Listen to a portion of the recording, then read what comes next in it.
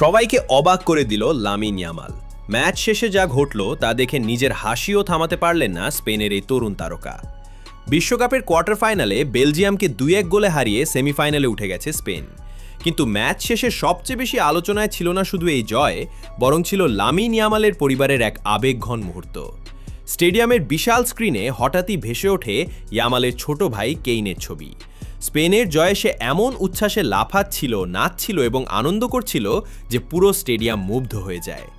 মাঠে দাঁড়িয়ে বড় পর্দায় সেই দৃশ্য দেখে লামিন ইয়ামাল নিজেও হাসি থামাতে পারেননি। এক মুহূর্তেই ফুটবলের উত্তেজনা পরিণত হয় পারিবারিক ভালোবাসার অসাধারণ দৃশ্যে।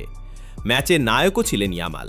ডান প্রান্তে তার দুরন্ত গতি ও দারুণ ড্রিবলিংয়ে বারবার বিপাকে পড়ে বেলজিয়ামের রক্ষণভাগ।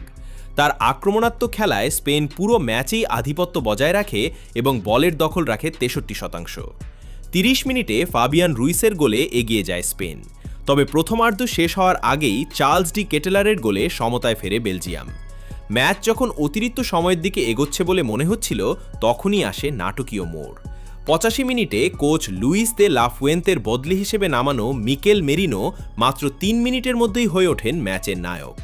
88 মিনিটে পাও কুবার্সির শট ফিরিয়ে দিলে রিবাউন্ড থেকে জোরালো শটে জালের ঠিকানা খুঁজে নেন মেরিনো।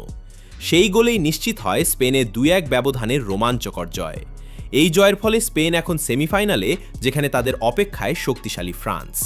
এখন সবার প্রশ্ন, লামিন ইয়ামালের জাদু কি সেমিফাইনালেও চলবে, নাকি ফ্রান্স থামিয়ে দেবে স্পেনের স্বপ্নযাত্রা? আপনার মতামত কি? স্পেন কি এবার বিশ্বকাপ জিততে পারবে? মন্তব্যে জানাতে ভুলবেন না।